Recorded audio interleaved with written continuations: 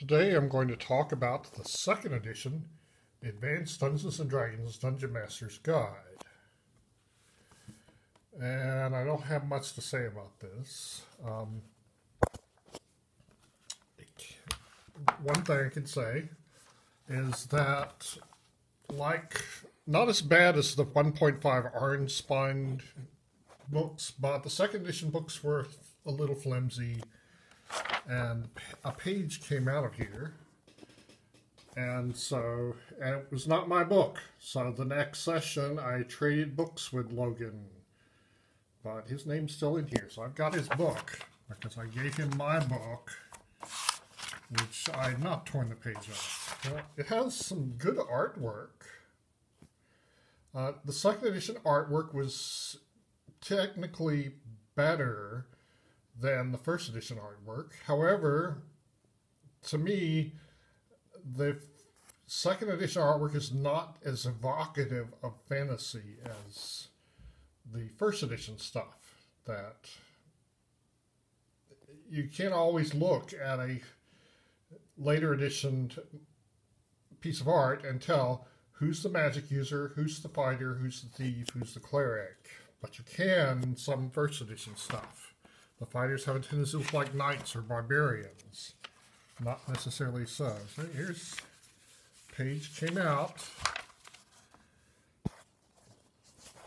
But during the second edition era, I tried to use this book, but it just wasn't as good as this book. Yeah, this is the best D&D book ever written. And so I would continue to use this for second edition, even though I had this book. But there was a few things like, here's a little guide on how to create a custom class, which is blurry because my thing does not focus very quickly. And, it goes into how to play, but I was already doing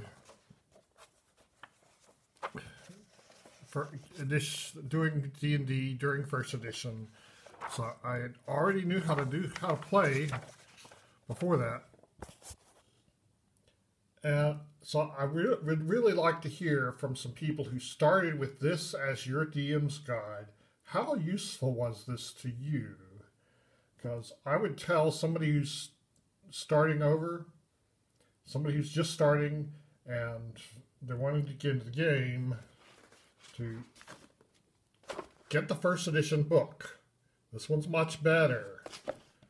The second edition book does have some magic items that are not in the first edition one. Some of them are in Unearthed Arcana, but not all of them.